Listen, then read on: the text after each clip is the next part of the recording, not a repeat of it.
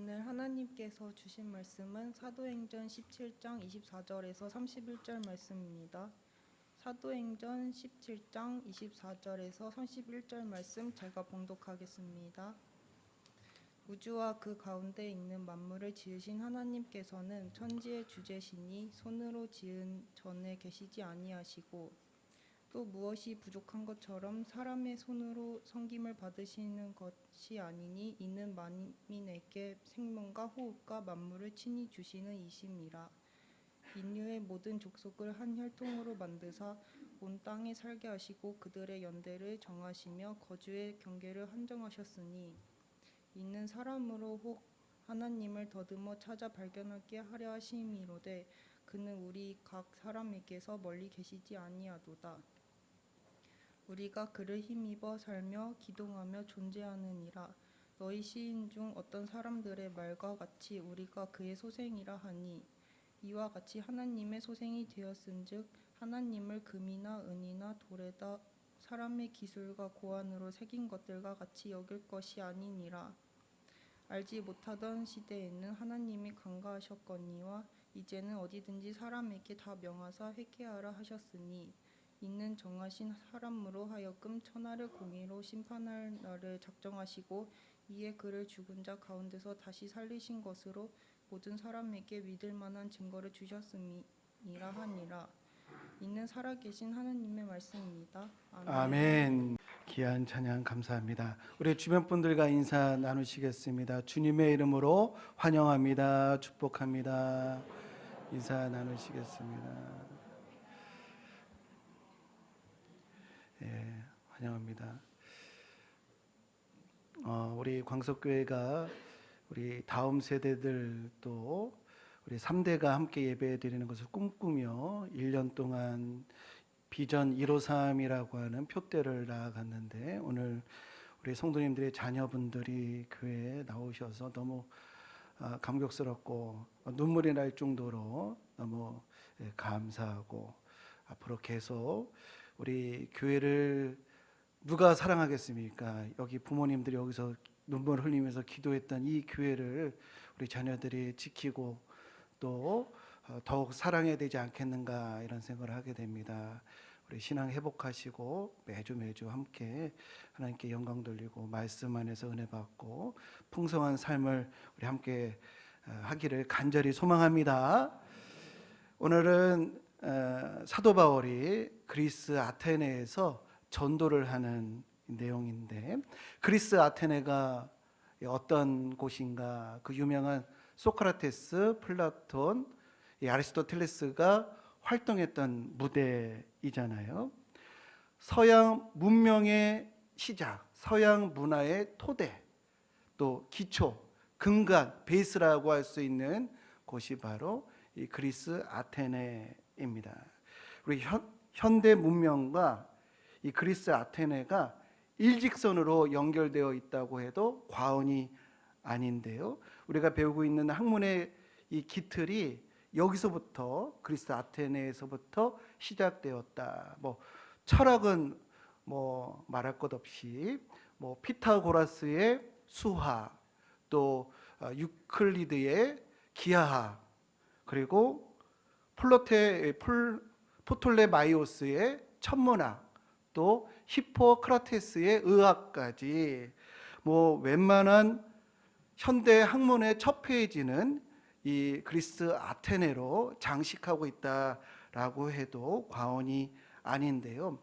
로마가 세계를 정복을 했는데 그들의 언어를 사용하지 않고 그리스의 말 헬라어를 공용어로 사용한 이유는 찬란한 그리스 문화의 영향력 때문에 그러한 겁니다.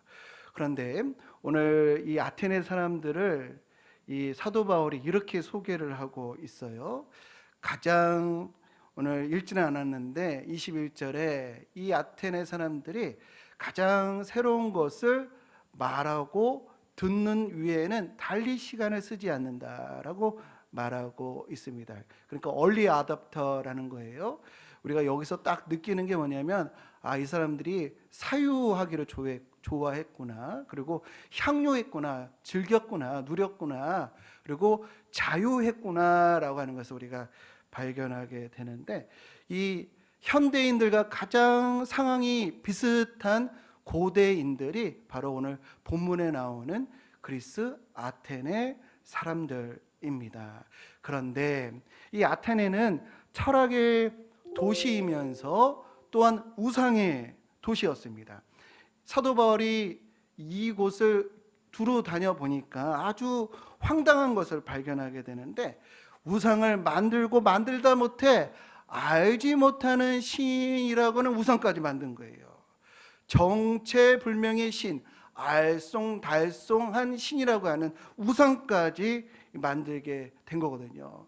왜 이런 이 알지 못하는 신까지 만들었는가? 이게 일종의 보험인 겁니다. 그러니까 별의별 신, 잡신을 별의별 신, 뭐 만신을 다 섬겼는데, 근데 혹시 빠지는 신이 있어가지고 그 빠진 신이 나만 안 섬겨, 나만 무시해, 나를 무시하니까 내가 가만히 있을 수 없다라고 해서 화를 내는 그런 신이 있을까봐, 아이고 진정하세요, 빠뜨리긴 뭘 빠뜨려요, 알지 못하는 신에게 이게 당신을 섬기는 재단입니다 라고 임기응변하려고 이 안전장치로 이런 신까지 만들어 놓았다라고 하겠어요. 이 정도로 철저하게 우상을 섬겼는데, 이 아테네가 철학의 도시이면서도 우상의 도시다라고 하는 것은 무엇을 시사하는 걸까요? 우리 인간이요, 질문합니다. 생각도 해요. 그러나 그 질문에 답을 얻지 못해서 방황한다라는 겁니다. 진리를 찾지만 진리를 찾지 못해서 헤매이고 허덕인다는 것이에요. 진리를 몰라 방황하는 이 사람들에게, 온 인류에게 사도 바울은 다음과 같이 선포합니다. 너희가 알지 못하는 그것을 내가 알게 하리라 라고 하면서 오늘 설교가 시작됩니다. 알지 못하는 그것 내가 알려줄게. 우리 인생에는 근원적인 질문 두 가지에 대한 답을 얻어야 하거든요. 이거 모르면요 평생 헤매게 됩니다. 20대부터 80대까지 인생 마지막까지 헤매게 되는데, 이 두 가지 근원적인 질문이 뭐냐면, 우리는 어디서부터 왔는가, 그 다음에 우리는 어디로 가는가 라고 하는 이 답을 우리가 찾아야 합니다. 두 가지 답이 뭐라고요? 어디서부터 왔는가, 우리는 어디로 가는가. 오늘 세상은 어떻게 시작되었는가, 처음은 어떠했는가, 이것에 대해서 오늘 사도 바울이 다음과 같이 선포합니다. 오늘 본문 24절에 보면은, 우주와 그 가운데 있는 만물을 지으신 하나님께서, 즉 우주라고 하는 스페이스와 그 가운데 있는 모든 만물을 하나님이 지으셨다. 그뿐만 아니라 우리에게 생명과 호흡과 만물을 친히 공급하셨다. 그리고 우리는 그를 힘입어 존재한다. 하나님으로 인해서 우리는 존재하는 것이다. 19세기 엄청난 과학의 발전이 있었습니다. 그 중에서도 가장 영향력을 크게 행사한 것이 찰스 다윈의 진화론이라고 할 수가 있겠어요. 이 찰스 다윈의 진화론은요, 인류에게 엄청난 지대한 영향을 미쳤습니다. 왜 영향을 줬냐면요, 그 이론에 명백하게 설명해 주는 것이 있거든요. 사실성, 진실성이 있기 때문에 큰 영향력을 줬다라고 할 수가 있겠는데, 그 사실성, 진실성이 뭐냐? 19세기 영국에서는요, 개의 품종을 개량하는 이런 육종이라고 하는데, 영어로 얘기하면 브리딩, 이게 아주 성행을 했어요. 그러니까 개를 이렇게 교합을 해가지고 새로운 품종을 만들어내는 거예요. 그래서 이런 일들이 19세기 영국에 막 이제 유행을 했는데, 우리 성도님들 가운데서도 제가 준비한 어떤 녀석을 지금 이렇게 먹이면서 생활하고 있는지도 모르겠어요.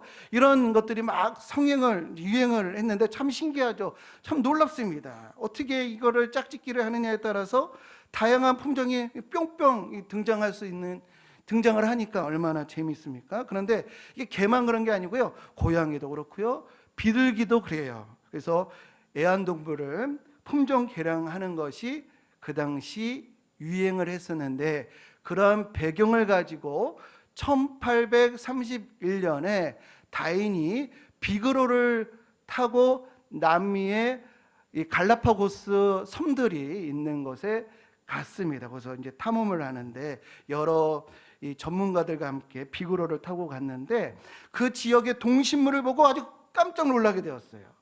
야, 환경에 따라서 서로 다른 새라고 하는, 핀치새라고 하는 같은 종인데 품종이 서로 다른 것들이 각 섬에 이렇게 서식하고 있는 거예요. 딱딱한 먹이에 따라, 소프트한 먹이에 따라 부리가 서로 다른 핀치새가 이렇게 살고 있는 것을 발견한 겁니다. 그때 그가 발견했어요. 깜짝 놀랐어요.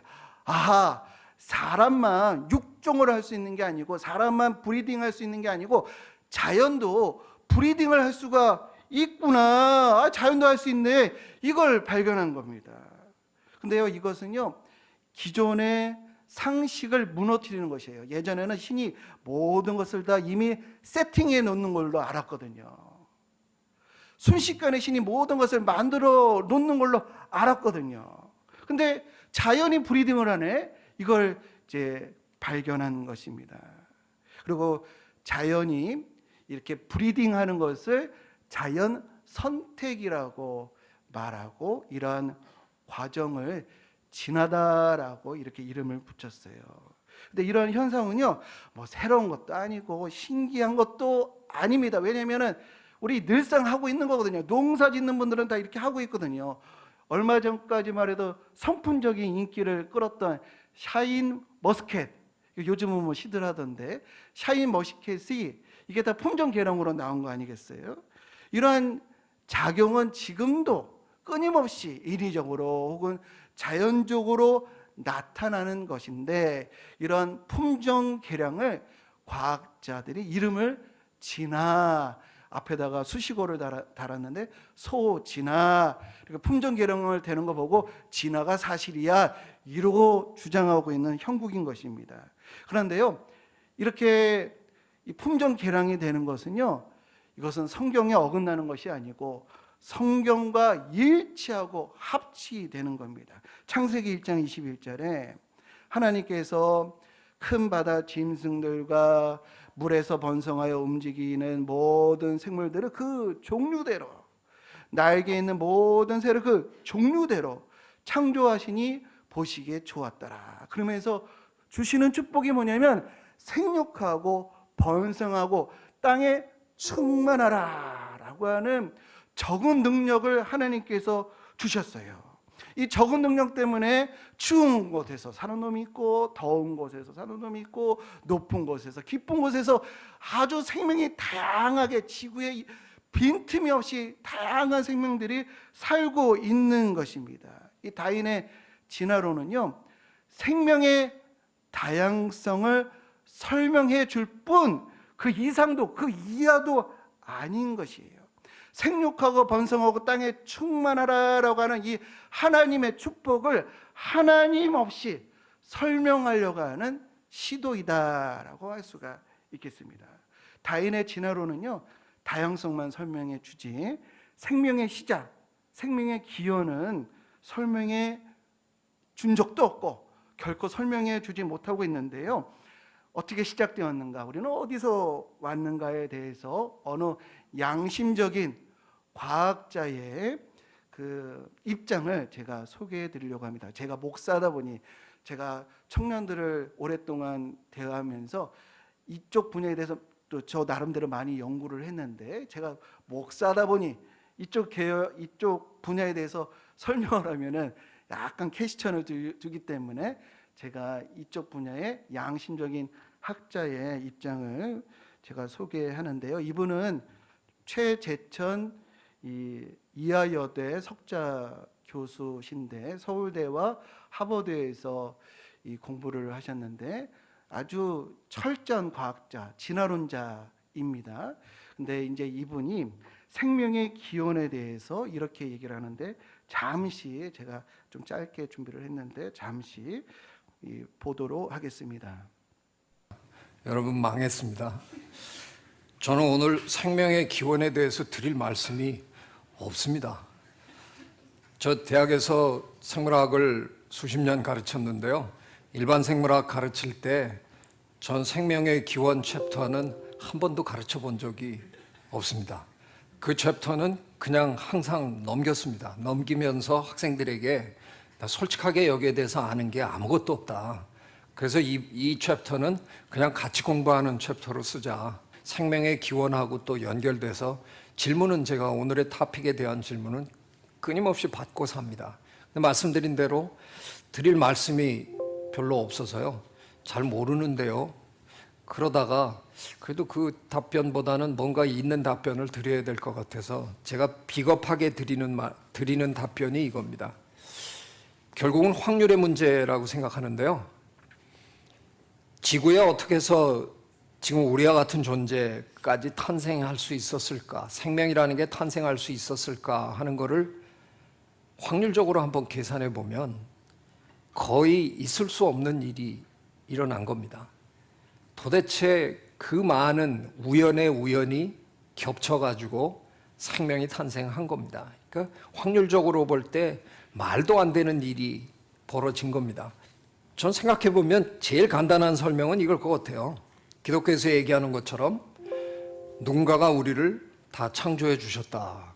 그걸 그냥 믿으면 너무나 간단하게 이 문제는 해결됩니다. 그러니까 이거는 과학적인 답이 아니라는 데 문제가 있는 거죠. 근데 이것도 사실은 답입니다. 우리가 과학자의 입장에서 받아들이지 않는 것일 뿐이지 지금 현재 제가 알고 있는 지식이나 뭐 그게 다른 제 동료들이 아니라 생명의 기원에 대해서는 이 이상 더 많은 걸 얘기하기는 사실은 어려운 거 아닌가 그런 생각이 들어서요. 제가 전문가의 얘기를 인용을 하는데 아까 말씀드린 그런 이유 때문에 그런데요.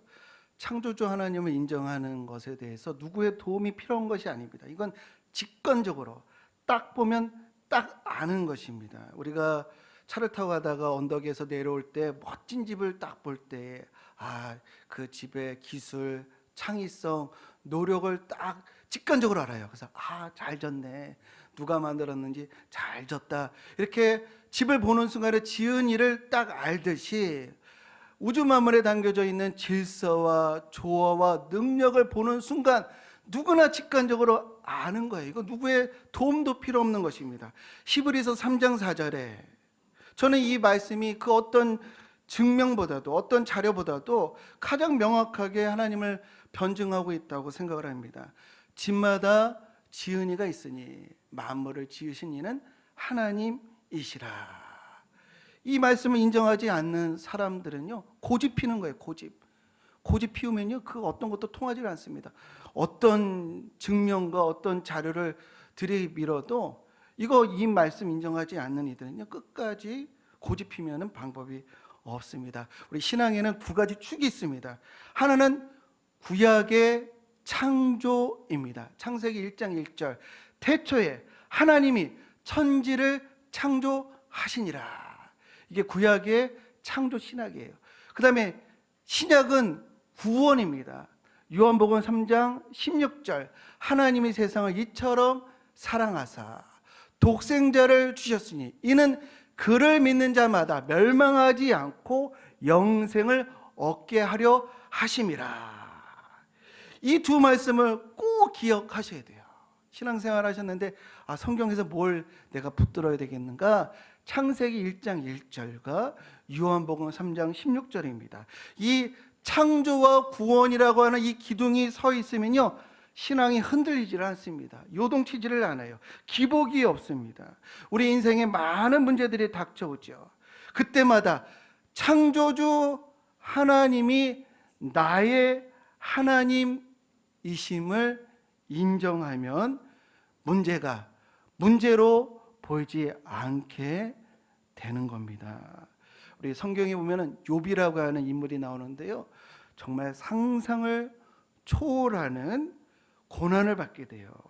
팀 켈러의 책에 보면은 누군가는 고난을 당하면 신앙에서 떠나지만 누군가는 고난으로 하나님을 만난다라고 하는 글이 있는데, 이 욥은요 상상을 초월하는 고난 가운데서도 이렇게 고백합니다. 나의 가는 길 주가 아시나니 그가 나를 단련하신 후에 내가 순금과 같이 되어 나오리라. 하나님이 나를 아시기에, 창조주 하나님이 나를 사랑하시기에 고난 너머 또 문제 너머를 볼 수 있는 것입니다. 우리 기독교인들이 모일 때마다 고백하는 것이 사도신경인데요. 사도신경의 첫 문장이 뭐죠? 우리 예배 때 했는데, 나는 전능하신 아버지 하나님 천지의 창조주를 믿습니다. 우주 만물을 창조하신 이가 나의 아버지라는 거예요. 우주 만물을 창조하신 분이 나의 아버지. 이걸 우리가 인정하는 순간에 인생의 표대가 달라지고요. 이걸 정말로 내가 고백하면 기도가 달라지게 됩니다. 우리 염려와 근심거리, 창조주 하나님이 나의 하나님이라고 고백하면 그 의미가 발견이 돼요. 고난과 염려 가운데 우리 성도님들 이 창세기 1장 1절을 꼭 외우셨으면 좋겠습니다. 이 고백이 정말 나의 고백이 되도록 하셨으면 좋겠는데, 저를 한번 이 단어마다 한번 따라해 보실게요. 태초에 하나님이 천지를 창조하시니라. 다시 한번 해볼게요. 태초에 하나님이 천지를 창조하시니라. 이 말씀을 내가 믿잖아요. 이 첫 구절을 믿는 순간에 성경 전체에 대한 이해와 태도가 달라지게 됩니다. 성경이 이해가 되는 그러한 지평으로 열리게 됩니다. 우리 믿음의 조상을 아브라함이라고 하는데, 왜 그가 믿음의 조상이 되는지 로마서 4장 16절에 보면은 그가 왜 믿음의 조상이 되었는지를 이렇게 말씀하고 계십니다. 로마서 4장 17절에 그가 믿는 바 하나님은 죽은 자를 살리시며 없는 것을 있는 것으로 부르시는 이시니라. 여기서 무로부터의 창조가 나온 거예요. 없는 것을 있는 것으로 부르시는 이 하나님을, 자신의 하나님을 창조주 하나님으로 믿었다는 거예요. 그리고 이 믿음을 갖는 우리들도 믿음으로 말미암은 자들은 아브라함의 자손인 줄 알쩌다라는 말씀이 갈라디아서 3장 7절에 있는데, 우리도 아브라함같이 하나님을 창조주 하나님을 나의 하나님으로 우리가 믿으면 우리는 아브라함의 자손이 되는데, 아브라함의 자손에게 다음 같은 약속이 있습니다. 이사야 41장 8절 9절 10절 말씀, 나의 종 너 이스라엘아, 내가 택한 야곱아, 나의 본 아브라함의 자손아, 내가 땅 끝에서부터 너를 붙들며 땅 모퉁이에서부터 너를 부르고 내게 이르기를 너는 나의 종이라. 내가 너를 택하고 싫어하여 버리지 아니하였다 라고 하면서 우리에게 주시는, 아브라함의 자손 하나님을 창조주 하나님으로 고백하는 우리에게 주시는 말씀 띄워보세요. 우리 같이 한번 나의 고백이 되는 41장 아까 그 말씀 같이 읽겠습니다. 두려워하지 말라, 내가 너와 함께함이라. 놀라지 말라, 나는 내 하나님이 됨이라. 내가 너를 굳세게 하리라. 참으로 너를 도와주리라. 참으로 나의 의로운 오른손으로 너를 붙들리라. 이게 다른 이에게 주시는 말씀이 아니고요, 하나님을 창조주 하나님으로, 나의 하나님으로 고백하는 모든 이에게 차별 없이 주시는 놀라운 은혜라고 하는 것을 꼭 기억하시기를 축복합니다. 오늘 본문을 보면은 하나님이 단지 창조만 하시는 것이 아니고요, 우리에게 뭔가 주신다는 거예요. 베푸신다는 거예요. 우리 삶 가운데 섭리하신다는 겁니다. 만민에게 생명과 호흡과 또 만물을 친히 주신다. 베푸시는 하나님이시다. 멀리 계시지 않고 우리로부터 초월해 계신 분이 아니다. 우리 삶에 찾아오셔서 섭리하신다.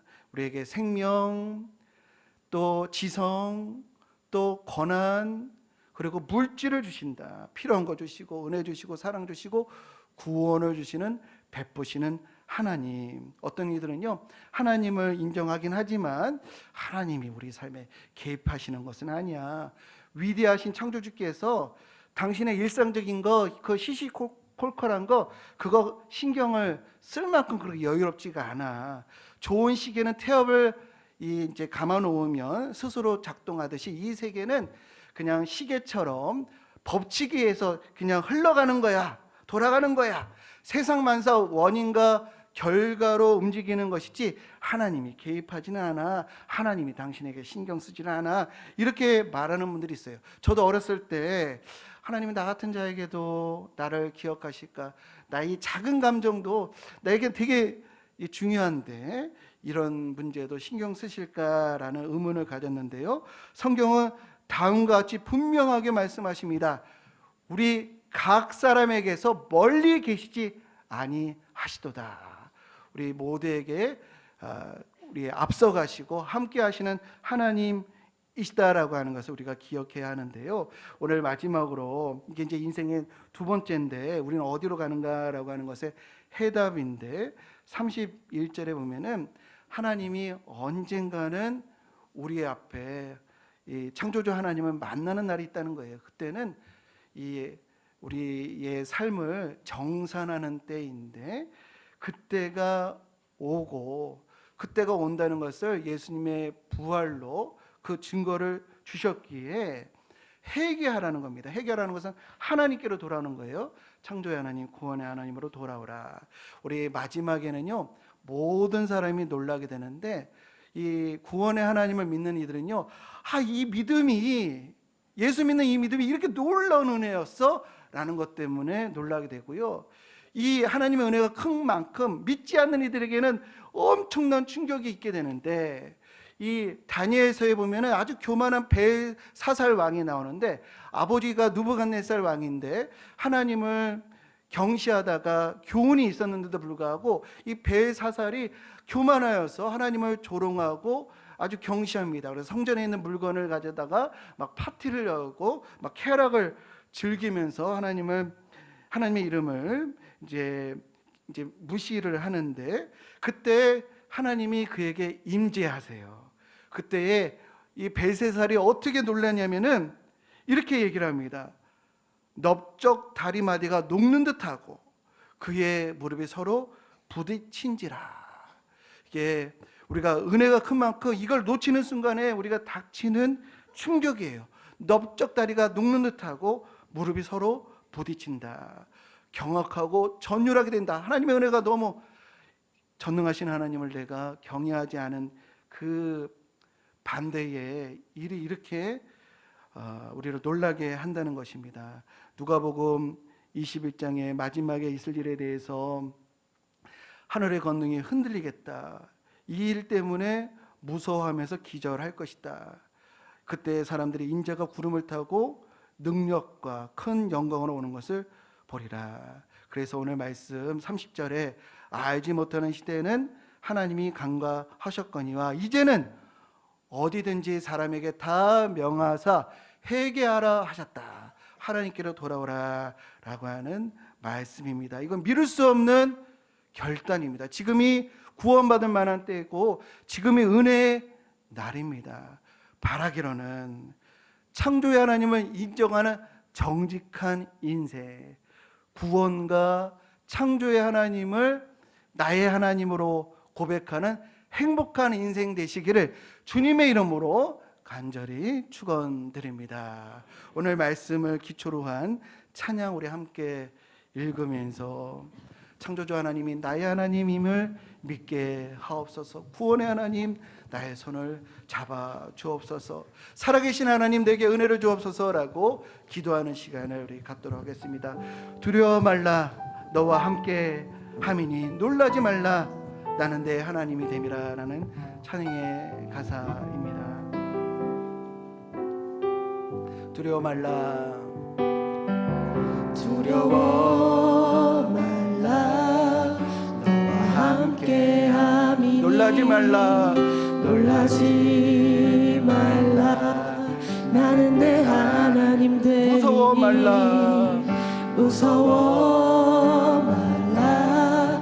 내가 널 도와주리니 너는 마음에 염려치 말라. 너는 마음에 염려치 두려워 말라. 너와 함께함이니 두려워 말라. 놀라지 말라. 놀라지 우리의 하나님 되십니다. 나는 내 하나님 무서워 말라. 무서워 내가 널 도와주리니 내가 널 도와주리니 너는 마음에 염려치 말라. 염려치 내가 너를 굳세게 하리라. 내가 너를 굳세게 하리라. 내 손으로 너를 꼭 붙잡아주리라. 내가 너를 외롭게 하리니 너는 염려치 말라. 내가 너를 굳세게 하리라. 그로서는 붙으리라. 내가 너를 굳세게 하리라. 내 손으로 너를 꼭 붙잡아주리라. 내가 너를 의롭게 하리니 내가 너를 외롭게 하리니 너는 마음에 염려치 나는 너의 하나님이라. 주 하나님이라. 나는 너의 하나님이라. 하늘을 지은 창조주라. 땅에 솟아는 베푸는 자. 나는 여호와니라. 나의 의로움 받은 자. 나의 찬송을 부르는 자. 너는 두려워 말라. 내가 너를 굳세게 하리라. 내가 너를 굳세게 하리라. 내 손으로 너를 꼭 붙잡아주리라. 내가 너를 의롭게 하리니 너는 마음에 염려치 한 번 더 찬양합니다. 내가 너를 굳세게 하리라. 내가 너를 굳세게 하리라.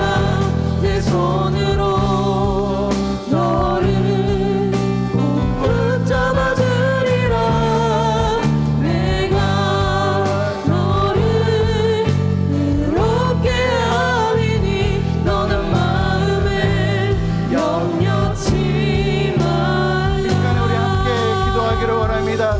창조주 하나님이 나의 하나님임을 믿게 하시고 구원의 하나님이 나를 얼마나 사랑하시는지를 깨닫게 하옵소서. 살아계신 하나님, 우리에게 내게 은혜를 주옵소서. 주의 이름 한번 부르며 우리 함께 기도하겠습니다. 주여 하나님 아버지, 오늘 우리 방송에 참여한 모든 이들에게 하나님 찾아와 주셔서 하나님으로 또 우리가 왔으며 하나님 안에 있을 때 가장 복되고 우리의 삶에 가장 풍부하고 하나님 우리 삶 가운데 부어주시고 하나님 공급해 주시는 하나님을 정직하게 인정하는 저희는 되게 하여 주옵소서. 우리에게 사랑을 주시고 은혜를 주시고 구원을 주시는 하나님은 멀리 계시지 아니하고 우리 가까이 계심을 알게 하여 주옵소서. 하나님 아버지 우리 안에 찾아와 주셔서 은혜를 주옵소서. 하나님의 사랑을 알게 하여 주시고 하나님의 살아계심을 알게 하여 주옵소서. 이곳에 있는 붙잡아주리라. 하나님 아버지 백성들에게 은혜를 주셔서 믿음이 있게 하여 주시고 눈에 보이지 않지만 살아계신 하나님을 인정할 수 너는 있는 마음에 인도하여 주옵소서. 염려치 말라. 창조주 하나님이 우리와 함께 하심을 믿습니다. 우리의 연약한 믿음 굳세게 하여 주옵소서. 여기에 모인 모든 분들이 주의 사랑받는 주의 자녀 된 것을 잊지 않도록 하나님 역사하여 주옵소서. 이 모든 말씀 우리를 위해 십자가에 죽으시고 부활하신 예수님의 이름으로 기도합니다.